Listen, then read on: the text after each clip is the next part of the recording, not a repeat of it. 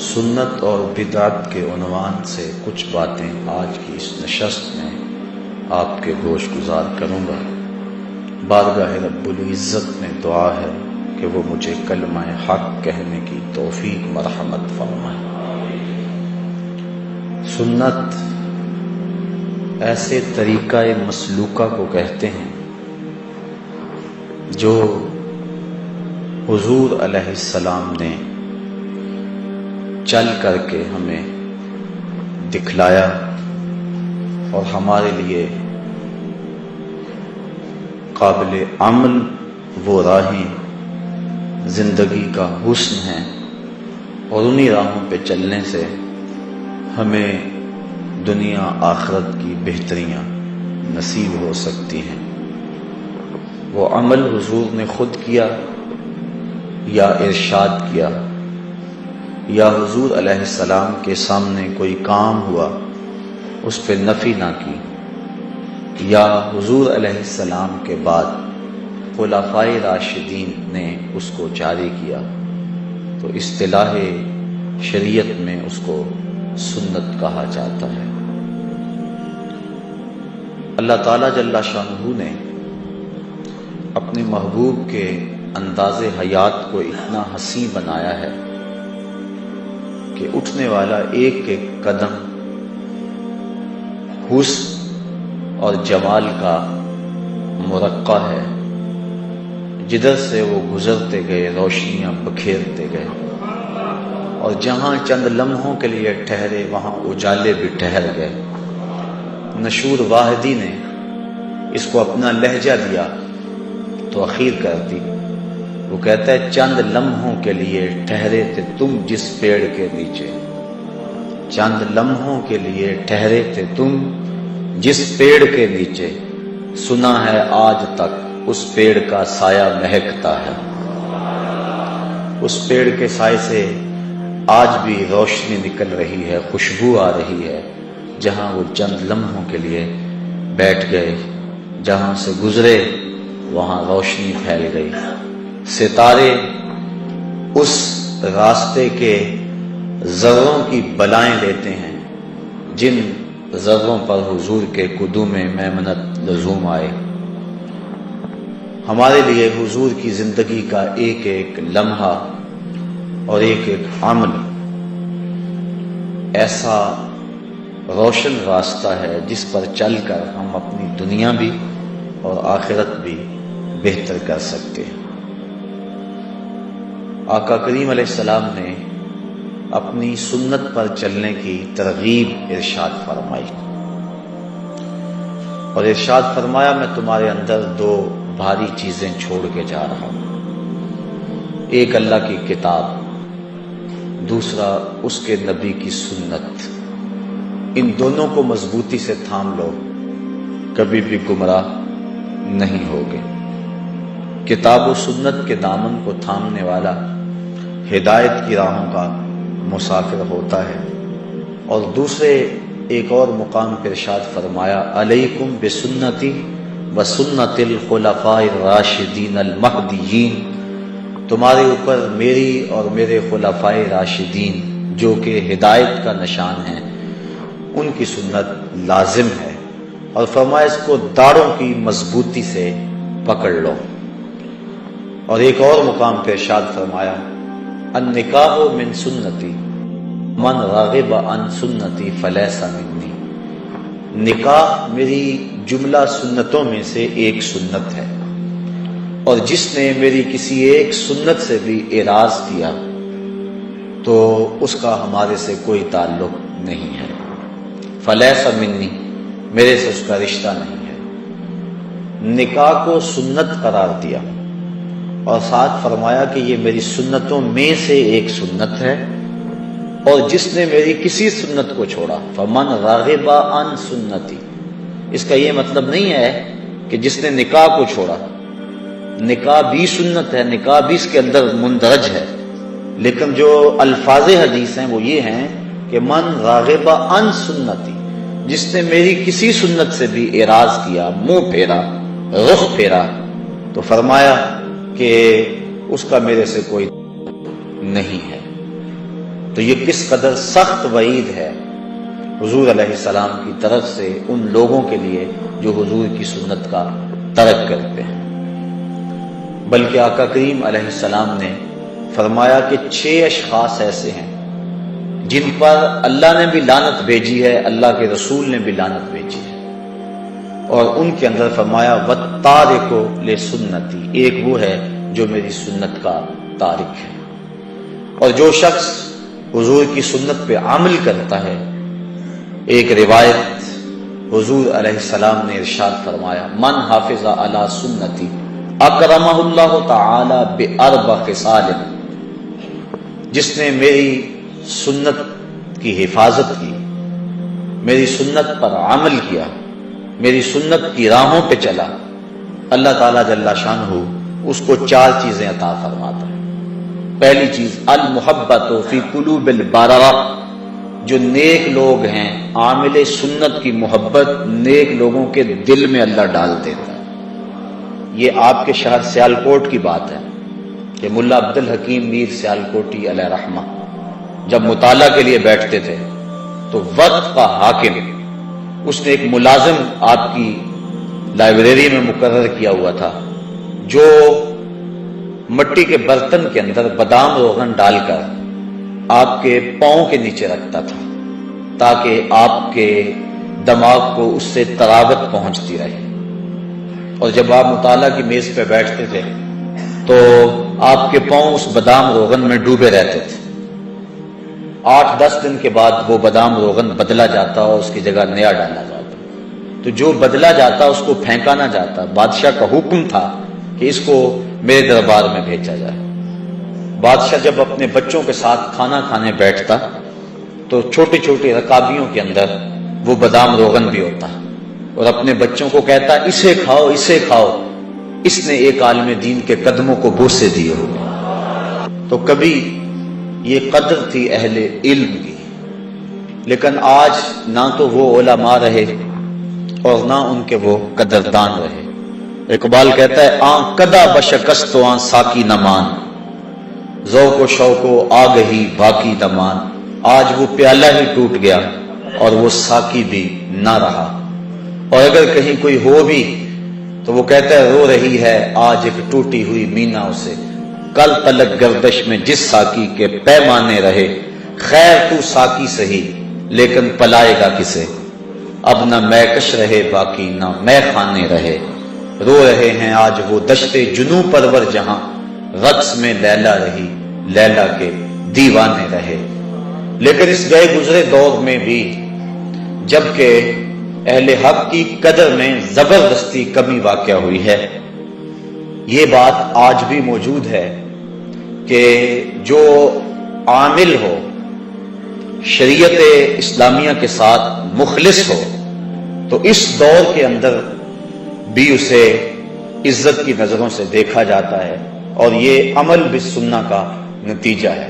اکرمہ اللہ تعالی باربع خصال المحبت فی قلوب البررہ، پہلی بات یہ ہے اس کے لیے نیک لوگوں کے دل میں محبت کے جذبات پیدا ہو جاتے ہیں۔ دوسری بات والہیبۃ فی قلوب الفجرہ، اور جو برے لوگ ہیں ان کے دلوں میں اس شخص کا رعب پیدا ہو جاتا ہے، اس نے کوئی اسلحہ تو نہیں اٹھایا ہوا لیکن عمل بھی سننا کی برکت سے اس کو یہ دولت نصیب ہوتی ہے کہ برے لوگ اس سے خائف ہو جاتے ہیں، نیک لوگ اس سے محبت کرتے ہیں، برے لوگ اس سے خائف ہو جاتے ہیں۔ اور تیسرا والسعۃ فی الرزق، اللہ اسے رزق کے اندر برکتیں عطا فرما دیتے ہیں۔ اور چوتھی چیز والسعۃ فی الدین، اللہ اسے دین میں پختگی عطا فرما دیتے ہیں۔ دین میں پختگی مل جانا یہ بہت بڑی دولت ہے، ورنہ انسان آزمائش کے موقع پہ دین چھوڑ بیٹھتا ہے۔ آج کل جو دور ہے، آج تو لوگ چائے کی پیالی پہ دین بیچ دیتے ہیں، لیکن جو عامل سنت ہوگا اس کو جو 4 خصلتیں اور خوبیاں اللہ عطا فرماتا ہے، ان میں سے ایک خوبی یہ ہے اس شخص کو دین کے اندر ثقافت اور مضبوطی نصیب ہو جاتی ہے۔ اس لیے اللہ تعالیٰ مجھے آپ کو توفیق عطا فرمائے کہیں حضور کی سنت کا کوئی عامل ملے تو اس کی قربت اختیار کرنی چاہیے۔ ویسے بھی امام خبیری نے ایک روایت نقل کی ہے، سیاتی زمان علی امتی یفرون من العلماء والفقہاء فیبتلیہم بثلاث، فرمایا میری امت پہ ایک ایسا وقت بھی آئے گا لوگ علماء و فقہاء کی صحبت سے دور بھاگیں گے، ان لوگوں کی مدرسیں اجڑ جائیں گی، اہل علم کے حلقے ویران ہو جائیں گے۔ ایک وقت آئے گا، پھر کیا ہوگا؟ اللہ ان لوگوں پہ 3 طرح کے عذاب مسلط فرمائے گا۔ یرفع البرکۃ من کسبہم، پہلا عذاب یہ ہے ان کے رزق سے برکت اٹھا لی جائے گی، یعنی رزق کی کمی نہیں ہوگی لیکن برکت نہیں ہوگی۔ اور دوسرا، ظالم حکمران ان پر مسلط کر دیے جائیں گے۔ یہ قوم ہماری بڑی خوش ہوئی تھی کہ ایک ظالم سے جان چھوٹی، لیکن مستقبل میں مجھے تو کوئی توقع نہیں، بلکہ میں نے کہیں کہا تھا کہ ہم نے پھولوں کی آرزو کی تھی، آنکھوں میں موتیا اتر آیا۔ تو حالات کبھی بہتر نہیں ہوں گے اس طرح، جب تک ہم خود صحیح نہیں ہوں گے اتنی دیر تک حالات ٹھیک نہیں ہو سکتے ہیں۔ اللہ کی رحمت کی چھتری بن کے حکمران ہمارے اوپر نہیں آ سکتے جب تک ہم اپنے عمل زندگی کو نہ بدلیں۔ کسی نے حجاج بن یوسف کو کہا کہ تو نے حضرت عمر فاروق کا دور خلافت دیکھا ہے، تو ان جیسا عادل حکمران کیوں نہیں بن جاتا؟ تو اس نے جواباً کہا تبادروا اتعمر لکم، تم ابو ذر کیوں نہیں بنتے؟ تم ابو ذر جیسے عوام بن جاؤ، میں عمر جیسا حکمران بن جاتا ہوں۔ تو جس طرح کے لوگ ہوں گے ان کے اوپر حکومت کرنے والے بھی اسی طرح کے لوگ آئیں گے۔ یہ ہمارے اعمال بد کی سزا ہوتی ہیں، بلکہ اللہ تعالیٰ قرآن مجید میں ایک موقع پہ ارشاد فرماتا ہے اگر تم اس کے حکموں کو توڑو گے تو تمہارے اوپر اور نیچے سے عذاب آئے گا۔ اوپر کا عذاب کیا ہے، نیچے کا عذاب کیا ہے؟ اوپر کا عذاب بارشیں، آسمان سے پتھروں کا برسنا، طرح طرح کے عذاب ہیں، آندھیاں اوپر کا عذاب ہے۔ نیچے کا عذاب زلزلے ہیں، اور زمین کا جو ہے وہ فصل نہ دینا، یہ نیچے کا عذاب ہے۔ لیکن حضرت عبداللہ ابن عباس رضی اللہ تعالیٰ عنہ فرماتے ہیں کہ اوپر کا عذاب یہ ہے کہ تمہارے حکمران ظالم ہو جائیں گے، اور نیچے کا عذاب یہ ہے کہ تمہاری اولادیں اور تمہارے ماتحت، تمہارے ملازمین خائن ہو جائیں گے، نافرمان ہو جائیں گے، گستاخ ہو جائیں گے۔ تو یہ نیچے کا عذاب ہے۔ تو اوپر سے بھی عذاب، نیچے سے بھی عذاب۔ سارے دن کا تھکا ہوا بندہ شام کو گھر پہنچا تو گھر میں نو ساس کا جھگڑا جاری تھا۔ اب اگر بیوی کو کچھ کہے تو گھر اجڑتا ہے، اور ماں کو کچھ کہے تو دونوں جہاں اجڑتے ہیں۔ بندہ پھنس گیا، نہ وہ بات سمجھتی ہے نہ وہ بات سمجھتی ہے۔ تو یہ ہے اوپر سے بھی عذاب اور نیچے سے بھی عذاب۔ اللہ تعالیٰ ان عذابوں سے ہمیں محفوظ فرمائے۔ تو کہا دوسرا عذاب کہ ظالم حکمران ان پہ مسلط کر دیے جاتے ہیں، اور تیسرا عذاب وَيَخْرُجُونَ مِنَ الدُّنْيَا بِغَيْرِ الْإِيمَانِ، ان کا دنیا سے بغیر ایمان کے اٹھ جانے کا اندیشہ غالب ہو جائے گا۔ اور قرب قیامت کی نشانیوں میں سے حضور نے یہ ایک نشانی بیان فرمائی، یُصْبِحُ مُؤْمِنًا وَيُمْسِي کافرًا، بندہ صبح مومن ہوگا شام کو کافر ہوگا، شام کو مومن ہوگا اور صبح کو کافر ہوگا۔ اور ایمان محفوظ رکھنا اتنا مشکل ہو جائے گا جس طرح ہتھیلی کے اوپر آگ کا انگیارہ رکھنا مشکل ہو جاتا ہے۔ بندہ کہے گا جی کیا کروں، میں مجبور ہو گیا ہوں، اس کے بغیر چارہ کار ہی نہیں ہے، دین پہ عمل بڑا اوکھا ہو گیا جی، چلا ہی نہیں جا سکتا، جھوٹ کے بغیر کاروبار ہی نہیں چلتا۔ وہ طرح طرح کے بہانے بنائے گا اور حالات ایسے ہو جائیں گے۔ یہ اس کی بدعمالیوں کی سزا ہے جو اس کو ملے گی، اور اس کے لیے دنیا کے حالات اور معاشرتی نظم ایسا بن جائے گا کہ وہ بچنا چاہے گا بھی تو بچ نہیں سکے گا۔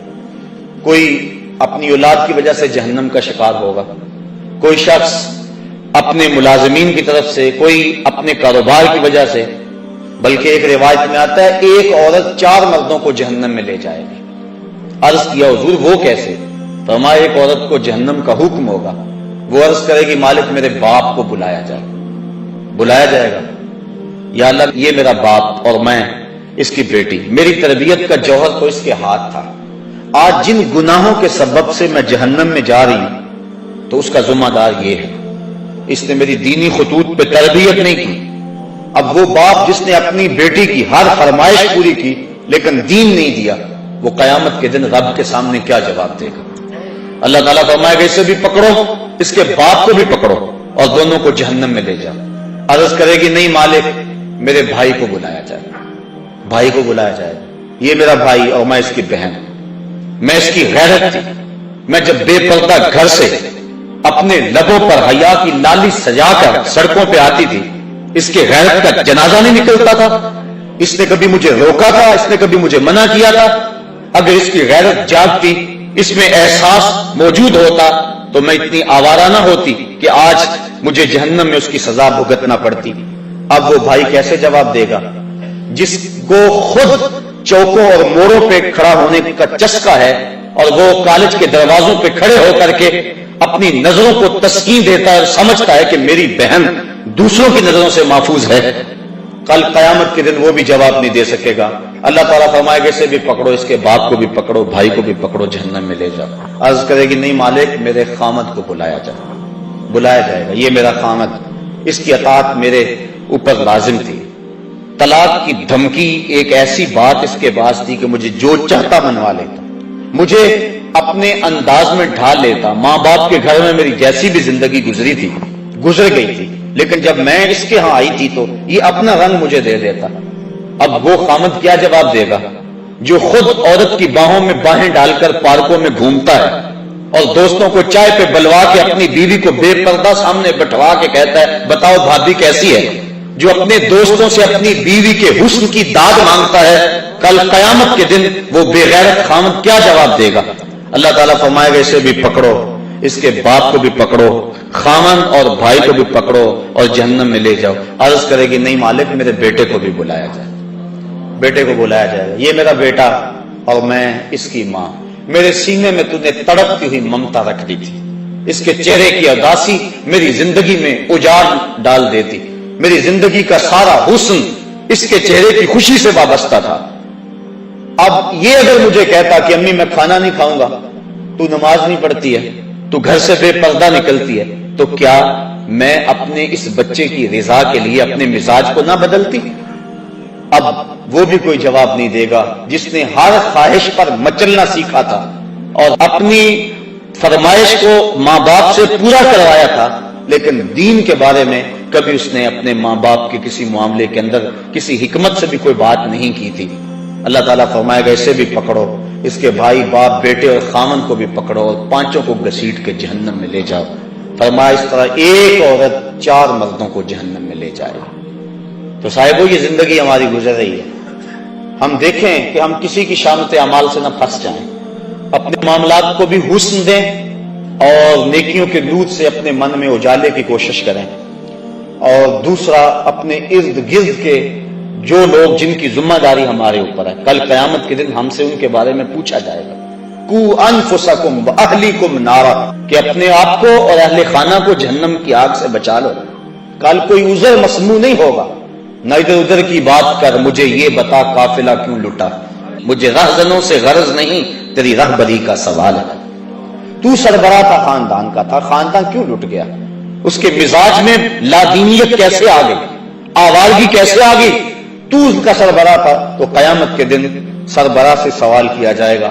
اللہ تعالیٰ جل شانہ ہمیں ایسے اعمال کرنے کی توفیق دے کہ کل قیامت کے دن ہم سرخرو ہو جائیں۔ اب حضور علیہ السلام کی سنت یہ ایک ایسا نور ہے جس کو اپنانے سے بندہ اللہ کی رحمتوں کا حقدار بنتا ہے۔ اس کی ایک سادی سی مثال میں آپ کے سامنے رکھنا چاہوں گا۔ حج و زیارت کے لیے حرمین طیبین میں حاضری کا شرف نصیب ہوا ہوگا،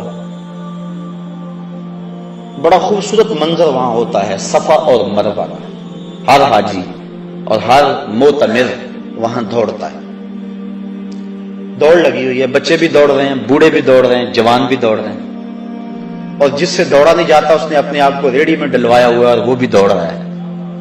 یا اللہ، یہ دوڑنا بھی کوئی عبادت ہے؟ اسلام تو ایک لمحہ بھی بے مقصد گزارنے سے ہمیں روکتا ہے، یہ اسلام کا حسن ہے۔ حضرت ابو بکر بن داسا کہتے ہیں کہ حضرت امام ابو داؤد نے اللہ کے رسول علیہ السلام کی 5 لاکھ حدیثوں کو جمع کیا، اور ان 5 لاکھ حدیثوں میں 4000 حدیثوں کا انتخاب کیا۔ 5 لاکھ حدیثوں کا خلاصہ جو تیار کیا وہ 4000 حدیثیں تھیں۔ ان میں سے مناقب اور زہد کی احادیث نکال کر جن سے احکام ثابت کیے وہ صرف 800 حدیثیں تھیں، اور فرمایا میں ان 800 حدیثوں میں سے پھر 4 حدیثوں کا انتخاب کیا۔ کہا اگر ان 4 حدیثوں پہ عمل کر لو تو تمہاری دنیا اور تمہارے دین کے لیے یہ 4 حدیثیں ہی کافی ہیں۔ ان 4 حدیثوں میں سے ایک حدیث یہ ہے، من حسن اسلام المرء ترکہ ما لا یعنی ہے، آدمی کے اسلام کا حسن یہ ہے کہ وہ ہر بے مقصد کام کو چھوڑ دے۔ تو یہ اسلام کا مزاج ہے۔ قدم اٹھانے سے قبل مومن سوچتا ہے اس کا فائدہ کیا ہوگا۔ اب 3.5 میل کی دوڑ ہے اور وہاں حاجی اور معتمر دوڑ رہا ہے، دل میں خیال پیدا ہوتا ہے کہ یہ مقصد کیا ہے۔ حضرت حاجرہ تو دوڑ رہی تھی، پانی کے لیے دوڑ رہی تھی، بیٹے کو پانی چاہیے تھا، بیٹا تڑپ رہا تھا۔ حاجی کی تو بغل میں پانی کی بوتل ہوتی ہے، وہ پانی کے لیے تو نہیں دوڑ رہا ہوتا۔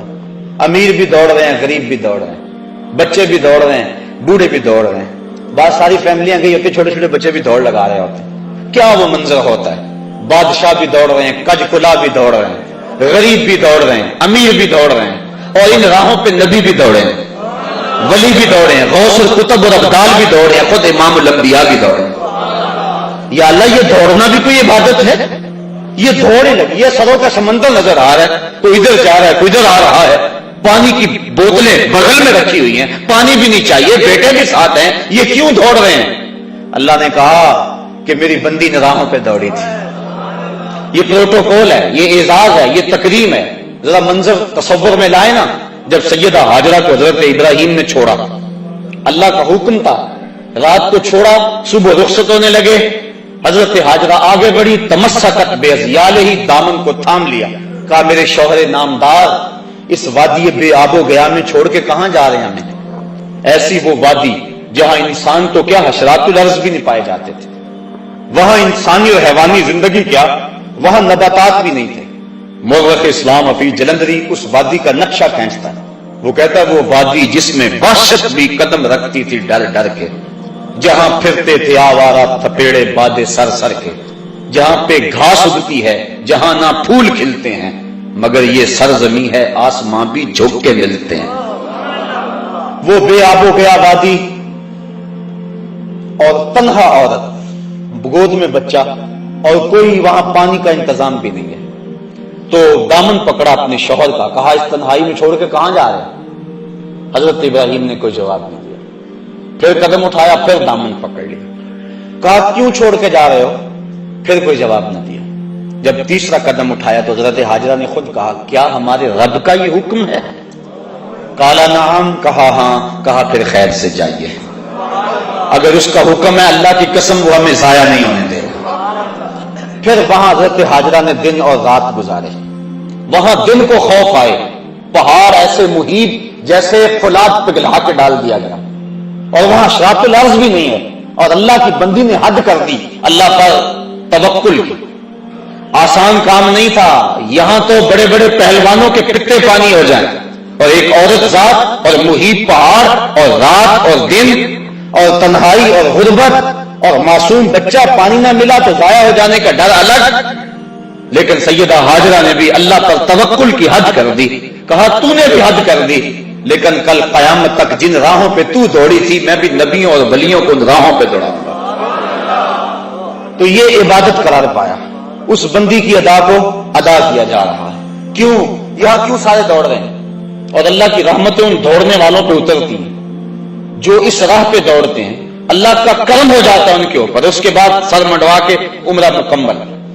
ان راہوں پہ دوڑ، جن راہوں پہ سیدہ حاجرہ چلی تھی، ان راہوں پہ چلو تو عمرہ مکمل ہوتا ہے۔ تو یارو، جن راہوں پہ امام الانبیاء چلے تھے، اگر کوئی اس طریقہ مسلوکہ پہ چلتا ہے تو اللہ اس پہ اپنی کتنی کرم نوازیاں فرماتا ہو۔ اور ہم صحابہ کو دیکھتے ہیں، انہوں نے ساری زندگی اتباع سنت میں گزاری تھی۔ حضرت انس بن مالک رضی اللہ تعالیٰ عنہ کو کسی نے دیکھا کہ شوربے سے کدو شریف کے ٹکڑے نکال نکال کے کھا رہے۔ کسی نے پوچھا یہ کیا کر رہے ہو؟ کہا مجھے نہیں پتا، ایک دن میں نے حضور کو یوں کرتے دیکھا تھا۔ یعنی یہاں تک اتباع سنت ہے، انسان اپنے مزاج کو نہیں بدل سکتا۔ میرے آپ سے محبت کا رشتہ بڑا گہرا ہو سکتا ہے، لیکن آپ کا مزاج اپنا، میرا مزاج اپنا۔ گھر کے افراد خانہ کا مزاج مختلف ہوتا ہے. بعض کا بڑی اماں کو مسئلہ بن جاتا ہے کہ آج پکائیں کیا. ایک بچہ یہ کھاتا ہے, دوسرا یہ نہیں کھاتا ہے, یہ چیز فلاں نہیں کھائے گا, یہ چیز فلاں نہیں کھائے گا. تو گھر کے افراد محبت بھی بڑی گہری, لیکن آپس میں انسان کی جو طبیعت ہے اس میں ہم آہنگی نہیں ہوتی ہے. لیکن صحابہ پہ قربان جائیں, انہوں نے اپنے مزاج کو بھی حضور کے مزاج میں ڈال دیا. کہا میں اس لیے کدو کھا رہا ہوں کہ یہ حضور کو پسند تھا. اللہ اکبر. اور حضرت امام مالک نے فتویٰ دیا, فرمایا جو کہتا ہے نا مجھے کدو شریف پسند نہیں, اسے کوڑے مارے جائیں, اس لیے کہ اس کو تو میرے آقا نے پسند کیا. اللہ اکبر. تو یہ ہے حضور کی سنت کے اتباع کا جذبہ. حالانکہ یہ کدو شریف کو اختیار کرنا یہ سنن زوائد میں سے. اگر کوئی شخص اس کی طبیعت نہیں بھی راغب, یہ نہ کہے کہ میں نہیں پسند کرتا, یہ نہ کہے. امام مالک کہتے ہیں اس کو کوڑے مارے جائیں. لیکن اگر فرض کرو کوئی نہیں کھاتا, کئی قسم کے کھانے پڑے ہوئے اس کے سامنے, کدو شریف بھی موجود ہے, وہ نہیں کھاتا, نفی بھی نہیں کرتا, نہیں بھی کھاتا, شریعت اس پہ کوئی قدغن نہیں لگاتی. کیوں؟ اس لیے کہ یہ سنن خدا سے نہیں ہے, یہ سنن زوائد سے. لیکن صحابہ نے سنن زوائد کا بھی انتظام رکھا, تو سنن خدا کا عالم کیا ہوگا. اور آج جس معاشرے میں ہم جی رہے ہیں, یہاں سنت کی تو پرواہ نہیں کی جاتی. سنت کیا, فرضوں کی پرواہ نہیں کی جاتی. کیسا ماحول اور کیسے حالات آ گئے, اور ہمارے اوپر جو طرح طرح کی نحوستیں اور عذاب نازل ہو رہے ہیں, اس کی ایک اہم وجہ یہ ہے, اور لازمی یہ وجہ ہے, کہ ہم نے حضور کی سنت سے رخ پھیر لیا ہوا ہے. اور حضور علیہ السلام کی سنت سے منہ پھیرنا یقیناً اللہ کے محبوب کی ناراضگی کا باعث ہے. امام قرطبی نے ایک روایت نقل کی ہے, آ جا کے سہارا تو یہ ہے نا کہ حضور شفاعت کریں گے, لیکن حضور فرماتے ہیں جس نے میری سنت سے منہ موڑا, کل قیامت کے دن میں اس کی شفاعت نہیں کروں گا. یہی تو ایک سہارا ہے. اور اگر حضور نے بھی شفاعت نہ کی تو بتاؤ کہ ہمارا آسرا کیا رہ جائے گا. تو صاحبو, سنت پر عمل یہ ایک مومن کا شعار ہے اور مومن کا مزاج ہے. اور آقا کریم علیہ السلام نے اپنی سنتوں کے احیاء پر کتنا پیارا وعدہ دیا کہ جو فساد امت کے دور میں میری ایک سنت کو زندہ کرے گا, اللہ اسے 100 شہیدوں کا ثواب عطا فرمائے. ایک شہید کا درجہ تھوڑا نہیں ہے, اس کے خون کا قطرہ زمین پر گرنے سے قبل اس کے سارے گناہ معاف کر دیے جاتے ہیں. اس نے اپنی جان جیسی متاع عزیز وار دی ہوتی, لیکن جو سنت پہ حامل ہوگا تو اس کو 100 شہیدوں کا ثواب ملے گا. اس لیے کہ سنت پہ عمل کرنا فساد امت کے دور میں انتہائی مشکل ہے. نفس روکتا ہے, معاشرہ روکتا ہے, گھر والے روکتے ہیں. ایک زمانہ تھا کہ ایک نوجوان کی شادی ہونے لگی, تو اس کے گھر والوں نے اس کو کہا کہ آپ داڑھی کٹوا دیں, لیکن وہ اڑ گیا. اس کے گھر والے میرے تک پہنچے کہ یہ آپ کے درس وغیرہ سنتا ہے, تو آپ جو ہے وہ اسے سمجھائیں کہ یہ داڑھی منڈوا دے. میں نے کہا اس میں کیا حرج ہے داڑھی میں؟ تو کہنے لگا کہ وہ اس کا بھائی بھی سا کہنے لگا یہ میرے سے چھوٹا ہے, لیکن داڑھی کی وجہ سے مجھ سے بڑا نظر آتا ہے. میں نے کہا یہی تو حضور کی سنت کا کمال ہے کہ سنت چھوٹوں کو بھی بڑا بنا دیتی ہے. تم کہتے ہو یہ بڑا نظر آتا ہے, یہی تو سنت کا کمال ہے. سنت عزت دیتی ہے اور بڑائی دیتی ہے. میں نے کہا میں تو پتہ نہیں کتنے درسوں کا نتیجہ ہے اور اللہ سے کتنی دعائیں مانگتا ہوں اپنے سامعین کے لیے کہ یا اللہ جو میں کہوں ان کے دل میں اتار دے. تو میں نے جس کو خون جگر سے سینچا ہے, کیا تمہارے کہنے پہ اس کو روک دوں؟ یہ کیسے ہو سکتا ہے؟ میں نے کہا میں تو اس کو تھپکی دوں گا کہ جمع رہنا, ڈٹا رہنا, تیرے اوپر اللہ اس کے رسول کا سایہ رہے گا. تو یہ کیسا ماحول آ گیا, کیسے حالات آ گئے. لوگ کہتے ہیں کسی کو مسیطڑ کا تانا, وہ فلاں تو مسیطڑ ہو گیا, کسی کو کچھ کہہ دیا, کسی کو کچھ کہہ دیا. تو بعض بات ایسا ہوتا ہے کہ کوئی شخص جس نے سنت رسول چہرے پہ رکھی ہے اس سے کوئی ناسزا کام سرزد ہو جاتا ہے, تو ہمارے معاشرے میں جھٹ جو ہے وہ اس کے اوپر حملہ ہوتا ہے. وہ جا رہا تھا وہ بندہ سائیکل پہ, تو لمبی لمبی اس کی داڑھی تھی, تو وہ بریک نہ لگی, تو وہ کسی میں سائیکل لگ گیا. اس نے کہا اتنی بڑی داڑھی رکھی ہوئی ہے. اس نے کہا یار داڑھی ہے, بریک تو نہیں ہے. یعنی اس کا تعلق کیا ہے بریک سے؟ لیکن ہمارے معاشرے کے اندر سنت کو خفیف جانا جاتا ہے, اور جس کے نتیجے میں اللہ تعالیٰ کی طرف سے ہمارے اوپر یہ وبال ہے کہ ہم ہر وقت مشکلات اور دکھوں میں مبتلا ہیں. حضور نے فرمایا عرب جب تک امامے کا انتظام رکھیں گے دنیا پہ غالب رہیں گے. اور جب امامہ چھوڑ دیں گے تو ان کا غلبہ دنیا سے ختم ہو جائے گا۔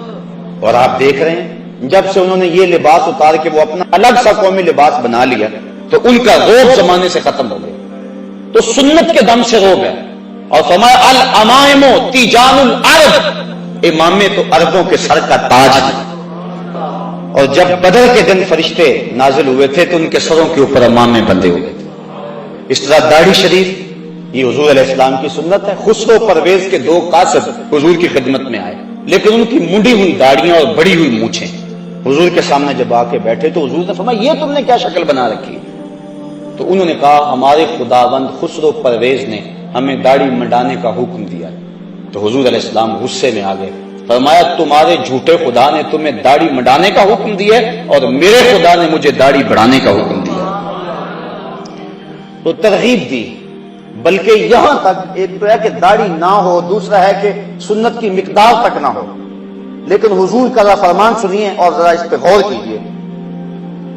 ایک تو داڑھی رکھنا سنت ہے، دوسرا کم از کم مٹھی بھر، اور تیسری سنت یہ ہے کہ داڑھی کا استرسال، یعنی داڑھی کو لپیٹا نہ جائے، اس کے اندر مینڈیاں نہ بنائی جائیں جس طرح کہ کفار موتی پروتے تھے، یا اس کو تو دے کر بالکل اس انداز سے اس کی سیٹنگ کی جائے کہ چھوٹی نظر آئے۔ اس کو کہتے ہیں اقد لحیہ۔ اور یہ بھی جو حضور نے ارشاد فرمایا من عقد لحیتہ انا محمدا بریء منہ، فرمایا جس نے اپنی داڑھی کو عقد کیا، داڑھی کو گانٹھیں دی، اس کو تو دیے، فرمایا میری خبر پہنچا دو کہ اس سے محمد بیزار ہے۔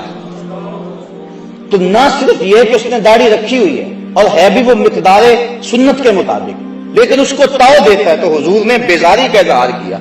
اور جو حضور کی سنت کو ہی قطع کرتا ہے اور زبان سے وہ دعویٰ کرے کہ میں عاشق رسول ہوں، تو یہ کس طرح اس کے دعوے کو قبول کیا جائے گا؟ مرزا قتیل دہلی کا بہت بڑا شاعر تھا، اور فارسی اس دور میں قومی زبان تھی، بعد میں ریختی آئی، پھر اردو۔ ایران کا کوئی شخص تھا جس نے مرزا قتیل کے اشعار پڑھے تو بڑا خوش ہوا، دل میں ارماں جاگا کہ میں اس کی زیارت کر کے آؤں کہ وہ بڑا صوفی مزاج کوئی بزرگ ہے، چونکہ شعروں کے اندر جو مضامین تھے وہ صوفیانہ تھے۔ وہ سفر کر کے جب پہنچا، گھر کے دروازے کو دستک دی، انہوں نے کہا کہ مرزا صاحب حمام پہ گئے، تو وہ پیچھے حمام پہ چلا گیا، تو وہ حجام کے سامنے بیٹھ کے اپنی داڑھی کٹوا رہا تھا، منڈوا رہا تھا۔ اس کے ذہن میں کوئی اور نقشہ تھا، کوئی اور تصور تھا۔ جب اس نے اس حال میں دیکھا تو کہنے لگا مرزا یہ کیا کر رہے ہو، داڑھی تراش رہے؟ تو وہ شاعر تھا، اس نے کہا کہ میں داڑھی تراش رہا ہوں، اپنا ہی منہ چھیل رہا ہوں، کسی کا دل تو نہیں تراش رہا۔ تو اس نے کہا کہ یہ تو سمجھتا ہے میں کسی کا دل نہیں تراش رہا، یہ تو حضور کا دل تراش رہا ہے، یہ تو حضور کو تکلیف پہنچا رہا ہے۔ بس بعض کا کوئی ایک جملہ بھی ایسا ہوتا ہے کہ وہ دل پہ اتر جاتا ہے، تو فوراً وہ چیخ مار کے بے ہوش ہو گیا اور گر پڑا۔ اور جب ہوش آئی تو مرزا قتیل نے کہا تعال اللہ چشمم باز کر دی، مرا با جانے جاں ہم راز کر دی، تو نے تو میری آنکھ کھول دی اور مجھے یار کی چوکھٹ تک پہنچا۔ تو سنت کا اتباع، اور یہ صرف داڑھی میں ہی نہیں ہے، صرف امام میں بھی نہیں، یہ لباس کی سنت ہے۔ اس کے علاوہ حضور کا جو عمل زندگی ہے، ساری زندگی حضور علیہ السلام نے کسی کو تکلیف نہیں پہنچائی، دکھ نہیں دیا کسی کو، غریبوں، بیواؤں اور یتیموں کی مدد کرتے تھے، اور بوڑھی عورتوں کا سامان اٹھا کر کے حضور جہاں وہ کہتی وہاں اتار آیا کرتے تھے، وہاں رکھ آیا کرتے تھے۔ یہ سارے حضور کے طریقے ہیں، اور ان طریقوں کو اپنانے والا حضور کا محبوب ہوتا ہے۔ حضرت مجدد الفسانی علیہ رحمہ فرماتے ہیں کہ حضور کی سنت کے اتباع سے بڑھ کر خدا تک پہنچانے والا کوئی اور وظیفہ نہیں ہے۔ سب سے بڑا وظیفہ جو اللہ تعالیٰ تک پہنچاتا ہے بندے کو، وہ حضور کی سنت کا اتباع ہے۔ اس لیے حضرت خواجہ بزرگ شاہ نقشبند بخاری علیہ رحمہ آپ فرماتے ہیں کہ ہمارا کام سنت کا احیاء کرنا ہے اور شریعت کو رواج دینا ہے۔ ہم دنیا کے اوپر پیری مریدی کے لیے نہیں آئے ہیں، ہم تو اللہ اور اس کے محبوب علیہ السلام کے نظام کو رائج کرنے اور حضور کی سنت کو عام کرنے کے لیے آئے ہیں۔ تو حضور کی سنت کا اتباع ہر معاملے میں اور ہر حال میں یہ ہمارے اوپر ایک تو لازم ہے۔ دوسری بات، بدعت بدعت کیا ہے؟ ایسا وہ طریقہ جس کی مثال حضور کے دور میں نہ پائی جائے، اس کو بدعت کہتے ہیں۔ حضرت مجدد الفسانی علیہ رحمہ آپ فرماتے ہیں بدعت وہ ہے جس سے رفع سنت ہو، یعنی سنت کی جگہ پر رکھیں اور سنت اس سے اٹھ جائے تو وہ بدعت ہو۔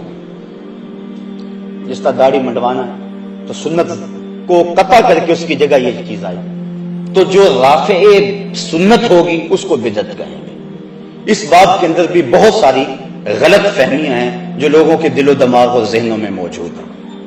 وہ کہتے ہیں کہ جو بھی کام کرو اس کو بدعت قرار دے دیتے ہیں، جبکہ ایسا نہیں ہے۔ بدعت اس کو کہتے ہیں کہ جس کی سابقہ مثال حضور کے دور میں نہ ہو۔ ایک چیز حضور کے دور میں ہے ہی نہیں، بعد میں آئی ہے، اگر وہ شریعت سے ٹکراتی ہے تو بدعت ہے، سنت کی رافع ہے تو بدعت ہے، لیکن اگر رافع سنت نہیں ہے تو بدعت نہیں۔ مثال کے طور پہ موجودہ دور میں ایٹم بم ہے، یہ اس وقت پاکستان کے پاس سرمایہ ہے اور اس کو اسلامی بم کہا جاتا ہے، تیغ و تبر اور تلواریں یہ اس کی مثال بنے گی۔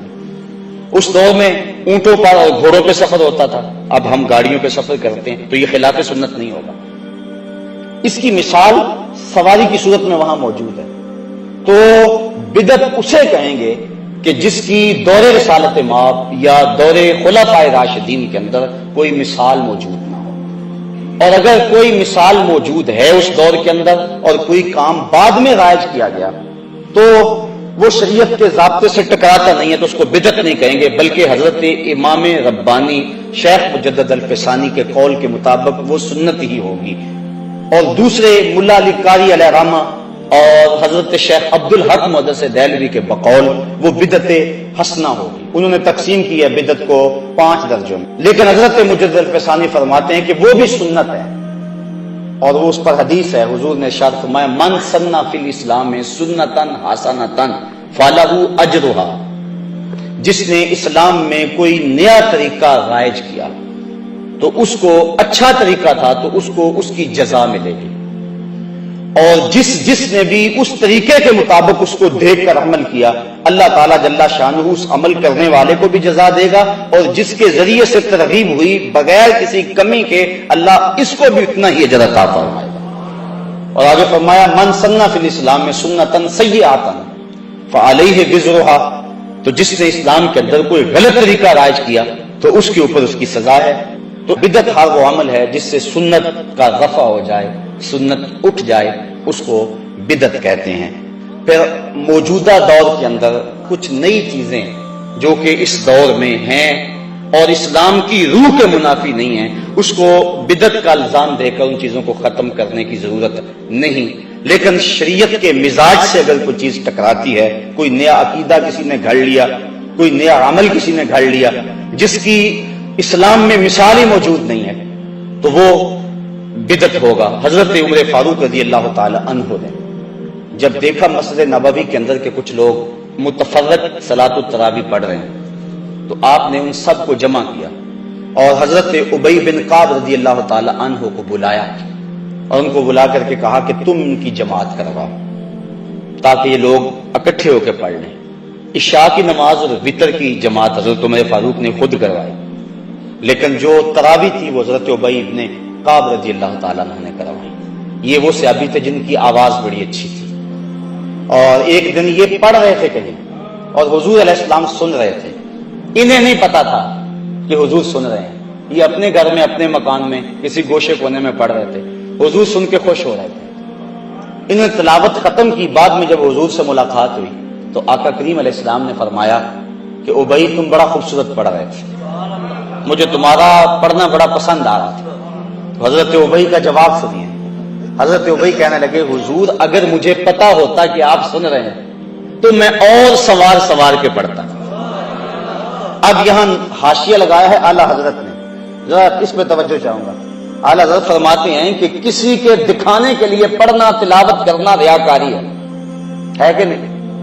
کسی کو دکھانے کے لیے میں اگر اس لیے تقریر کروں کہ آپ کہیں کہ بابا کمال ہو گئی، اس لیے میں نقطے بیان کروں آپ میں حد ہو گئی ہے، تو یہ میرا سب کچھ جو ہے وہ ریاکاری ہوگا، کوئی مجھے ثواب نہیں ہوگا۔ اگر میرا مقصد ہے کہ آپ تک کوئی پیغام حق پہنچانا ہے، اللہ کا دین پہنچانا ہے، میں تمہارے تک کوئی بات پہنچانی ہے، اس جذبے کے ساتھ بات کروں تو یہ میرا دین ہے۔ لیکن اگر مجھے ہو کہ اس بات پہ لوگ سبحان اللہ زیادہ کہیں گے، اس پہ زیادہ خوش ہوں گے، یہ بات بڑی اچھی ہے، اور میں اس انداز کے ساتھ اپنی گفتگو کو مرتب کروں، تو یہ دینداری نہیں ہوگی، دنیا داری ہوگی۔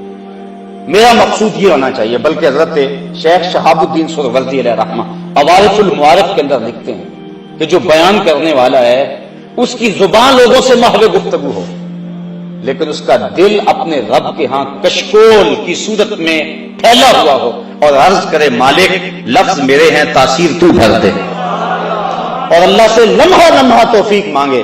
تو حضرت شیخ شہاب کہتے ہیں پھر ہو ہی نہیں سکتا کہ بات سننے والوں کے دلوں تک ترازو نہ ہو، یہ دعا ساتھ مانگتا رہے۔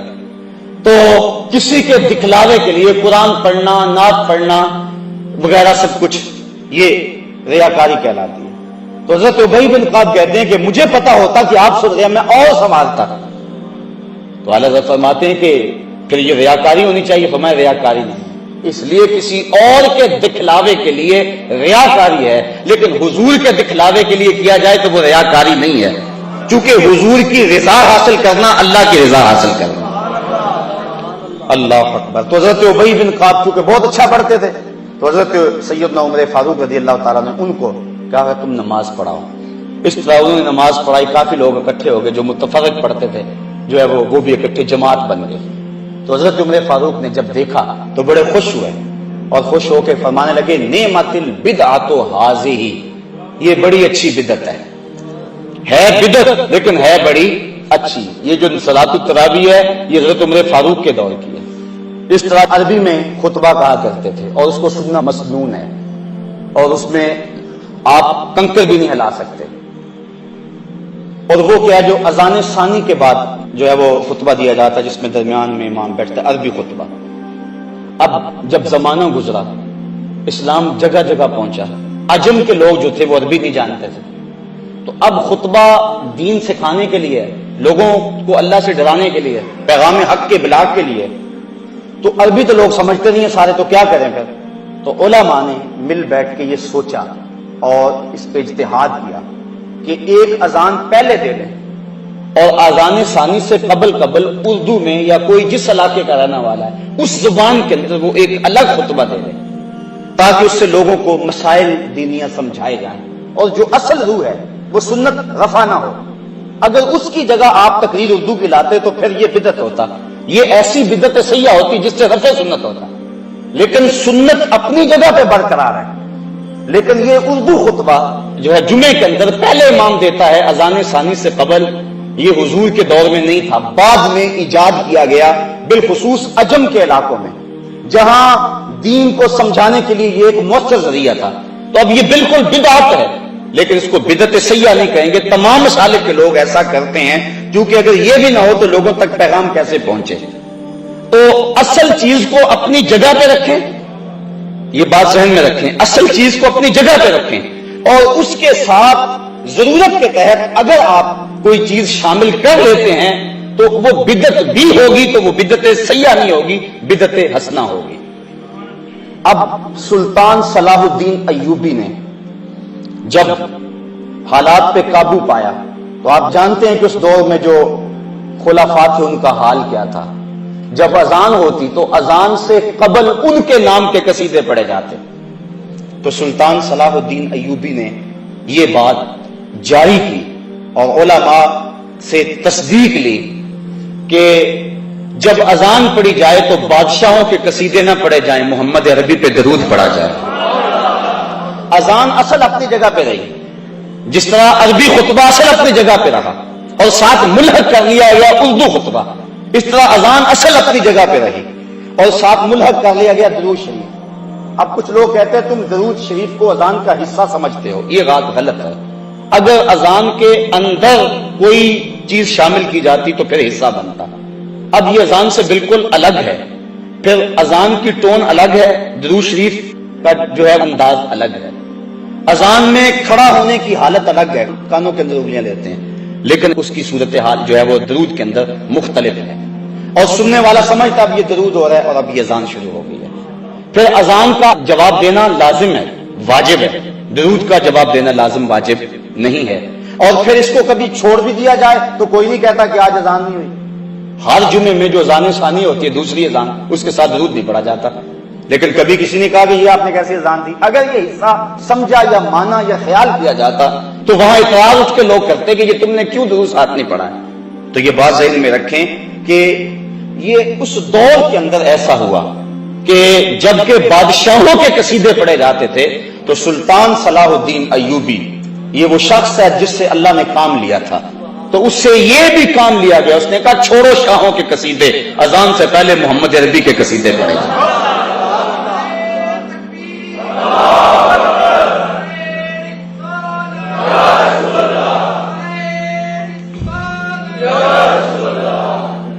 اب یہاں سوال یہ ہے کہ ہم اس کو لازم قرار نہیں دیتے، لیکن اس کے باوجود آج کل تقریباً یہ اذان کے ساتھ لازمی ہی پڑھا جاتا ہے، حصہ نہیں لیکن پھر بھی پڑھا جاتا ہے۔ تو اس کی وجہ یہ ہے کہ اگر کسی شریعت کے کام سے کسی جگہ پہ روکا جائے تو وہاں وہ کام کرنا لازم ہو جاتا ہے۔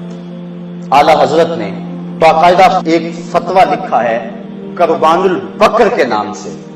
ہندوستان کے اندر یہ اس دور کے لوگوں نے، کچھ حکومت کے زر خرید لوگوں نے یہ فتویٰ دیا کہ چونکہ ہندوستان کے اندر گائے ذبح کریں گے تو تکلیف ہوگی ہندو کو، اس لیے اور باقی جانور بھی تو ہیں وہ ذبح کر لیں، آپ بکری کی قربانی دے لیں، آپ بھینس کی، آپ کسی اور شے کی قربانی دے لیں، دمبے کو ذبح کر لیں، لازمی ہے کہ آپ نے گائے ذبح کرنی ہے اور کسی کو تکلیف کیوں پہنچانی ہے؟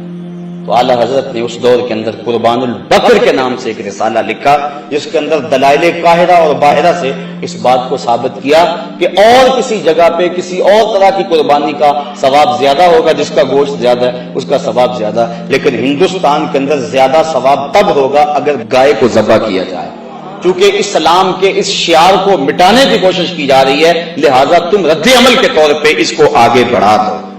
حضرت امام زین العابدین القول البدیع کے اندر امام سخاوی نے لکھا، انہوں نے کہا جب لوگوں نے پوچھا کہ جب قرب قیامت میں بڑے فتنے ہو جائیں گے تو ہمیں کیسے پتا چلے گا کہ حق پر کون لوگ ہیں، تو آپ نے فرمایا کہ جو حضور کی سنت پر عمل کرنے والے ہوں گے اور جماعت کے ساتھ وابستہ ہوں گے۔ تو انہوں نے کہا اگر بہت سارے لوگ یہ دعویٰ کریں کہ ہم جو ہے وہ سنت اور جماعت سے وابستہ ہیں تو پھر ہمیں کیسے پہچانے کہ ان میں سے حق والا گروہ کون سا ہے؟ تو سنو انہوں نے کیا کہا من علامات اہل سنہ کثرت الصلاۃ علی رسول اللہ، کہ اہل سنت کی پھر اس دور میں علامت یہ ہوگی کہ وہ کثرت کے ساتھ حضور پہ درود و سلام پڑھیں، اذان سے پہلے بھی اور جمعے کے بعد بھی، اٹھتے بیٹھتے چلتے پھرتے۔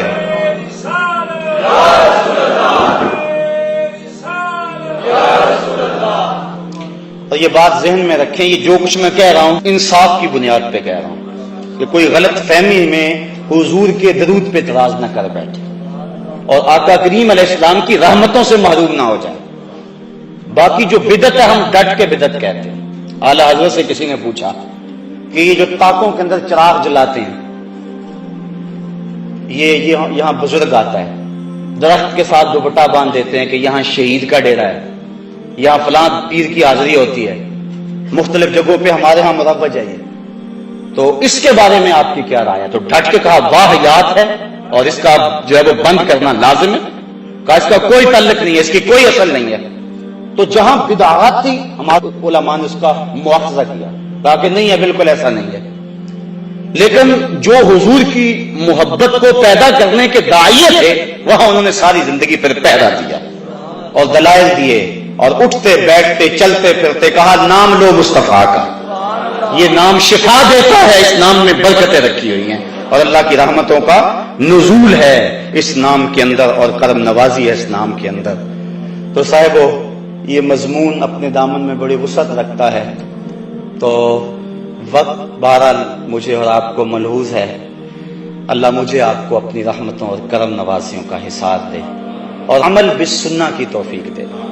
یہ اس دور کا اہم اور ضروری اس امن اور سکون اور طمانینت کا ذریعہ ہے کہ حضور کی سنت کا نور مل جائے۔ آج لوگ کہتے ہیں جی ظاہر کا کیا ہے، باطن جو ہے وہ ٹھیک ہو جانا چاہیے، تم اتنا زور دیتے ہو داڑھی پہ، امامے پہ، لباس پہ، کھانے پینے کے انداز میں، زمانہ بدل گیا، دنیا کہاں چلی گئی، اور تم ابھی وہ پرانی باتیں دقیانوسی چھوڑتے نہیں ہو۔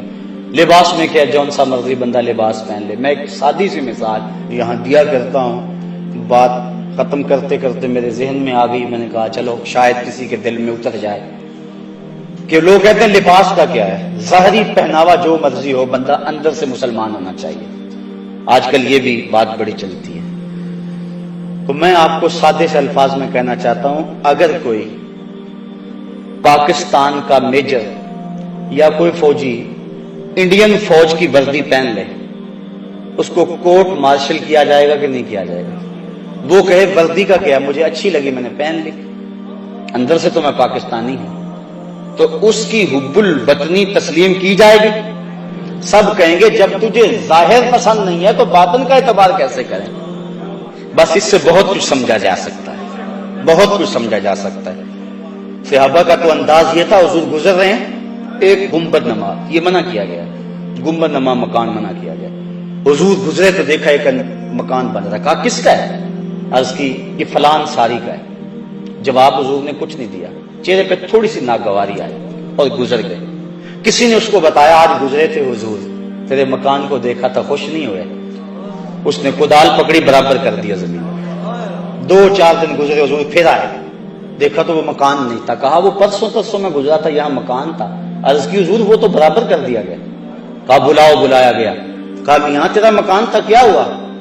کہنے لگا سنا تھا آپ کو پسند نہیں، سنا تھا آپ کو، میں اور آپ دیکھیں کہ ہمارا کیا کیا حضور کو پسند ہے، صبح سے لے کر شام تک، شام سے لے کر صبح تک، عقیقے ولیمے سے لے کر اپنی زندگی کی آخری ہچکی تک، اپنے کاروبار سے لے کر اپنے گھر کے انداز تک، اپنی زندگی کے ایک ایک لمحے کو دیکھیں، ہمارا کون کون سا عمل حضور کو پسند نہیں ہے، اور پھر اس پہ بار بار سوچیں۔ یہ 2 باتیں میری آخری جو آپ کے سامنے رکھی ہیں، یہ بڑے محبتوں بڑے جذبوں کے ساتھ میں نے آپ کے سامنے رکھی ہے، اور میں نے ان باتوں کے دوران اللہ سے توفیق مانگی، اللہ کرے اتار دے آپ کے دلوں میں، اور آج کے بعد ہماری زندگی میں کوئی تبدیلی آ جائے، اور ہم سوچیں۔ میرے استاذ المکرم ایک جملہ کہا کرتے تھے، آج بھی جب میں ان کا جملہ دہرانے لگتا ہوں تو مجھے وہ چارپائی پر بیٹھے ہوئے نظر آتے ہیں۔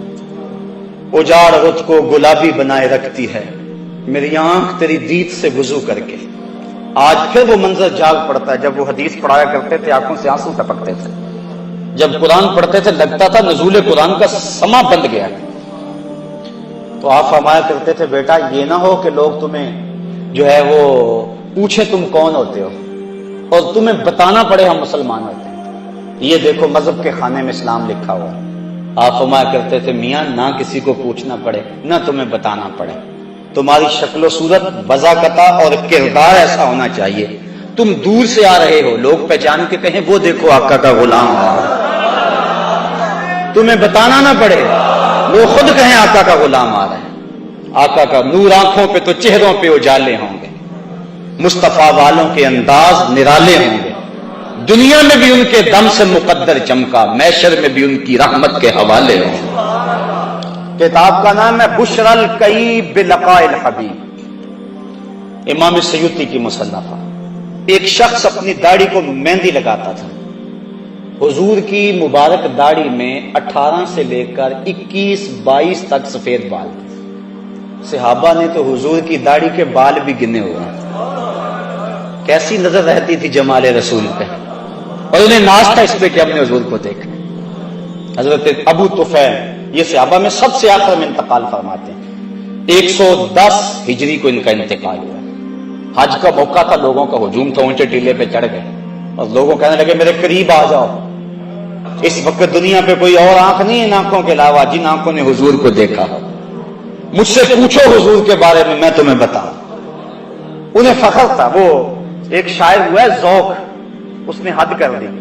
وہ اپنے شاگردوں میں ایک دن کہنے لگا کہ آنے والی صدیاں تم پہ ناز کریں گی اے لوگو، آنے والی صدیاں تم پہ ناز کریں گی اے لوگو، تم نے ذوق کو دیکھا، تم نے ذوق سے باتیں کی ہیں، کہ زمانہ کہے گا انہوں نے ذوق سے باتیں کی، کہا تمہارے پہ زمانہ ناز کرے گا، تو جس نے ذوق کو دیکھا زمانہ ان پہ ناز کرتا ہے، اور جن کی آنکھوں نے محمد عربی کے چہرے کو دیکھا ان کی شان کا عالم کیا ہوگا۔ بغداد میں ایک بندہ روٹیاں بیچتا تھا، تازی روٹی 1 روپے کی، باسی روٹی 2 روپے کی۔ کسی نے کہا یار عجیب آدمی ہے، باسی روٹی 8 آنے کی ہونی چاہیے، تو اس کو 2 روپے کی بیچ رہا ہے۔ اس نے کہا نہیں لینی تو نہ لو، میرا ریٹ یہی ہے۔ کہا وجہ تو بتا، اتنی مہنگی یہ کیوں ہوگی باسی، یہ تو سستی ہونی چاہیے۔ کہا یہ جو باسی روٹی ہے یہ تازہ روٹی کی نسبت 1 دن حضور کے زمانے سے قریب ہے، کہ جس کو زمانہ رسالت مآب سے قربت ہو جائے اس کا وزن بڑھ جاتا ہے، اور جس کی آنکھوں نے جمال جہاں آرا کو دیکھا اس کا عالم کیا ہوگا۔ اس لیے وہ فخر سے کہتے ہیں اور دنیا پر اب کوئی آنکھ نہیں ہے جس نے ان کو دیکھا ہو، میں نے دیکھا ہے ان کو، آؤ مجھ سے پوچھو۔ لوگ قریب آ گئے، کہا صف لنا رسول اللہ صلی اللہ علیہ وسلم، بتاؤ حضور کیسے تھے۔ حضرت ابو طفیل کہنے لگے کان رسول اللہ صلی اللہ علیہ وسلم ملیحن مقصدن ابیض، ایک تو نمکین حسن والے تھے، دوسرا چٹی رنگت کے مالک تھے، تیسرا اپنی قد و قامت کے اندر اعتدال رکھتے تھے۔ تو یہ حضور کا انہوں نے نقشہ بیان فرمایا حضرت ابو طفیل نے۔ تو زمانہ ناز کرتا تھا جنہوں نے حضور کو دیکھا۔ تو صحابہ نے حضور کی داڑھی کے مبارک بال بھی گنے ہوئے ہیں۔ یہ بات کہاں سے کہاں چلی گئی یارو، ہمیں تو تسکین ہی تب ہوتی جب حضور کا تذکرہ ہو۔ اللہ اکبر۔ وہ کہتے ہیں جنگل میں کوئی مے خار مرا ہے، اسے انگور کے پتوں کا کفن دو۔ اچھا اسے اگر کیلے کے پتوں کا کفن دے دے پھر گزر نہیں ہوگی، ہنڈولے کے پتوں کا کفن دے دے تھوڑے پتے لگیں گے کفن بن جائے گا۔ یہ انگور کے پتے تو چھوٹے چھوٹے ہوتے ہیں، لیکن شاعر کہتا ہے اسے انگور کے پتوں کا کفن دو۔ کیوں؟ اس لیے کہ مرنے والا مے خار ہے، اور شراب کشید ہوتی ہے انگور سے۔ مے خار کو تو تسکین تب ہوگی کہ اس کا کفن انگور کے پتوں کا ہوگا، تو سنی کو تسکین تو تب ہوگی کسی کے لبوں پہ نام محمد آئے گا، حضور کا تذکر آئے گا، تسکین ہو جائے گی۔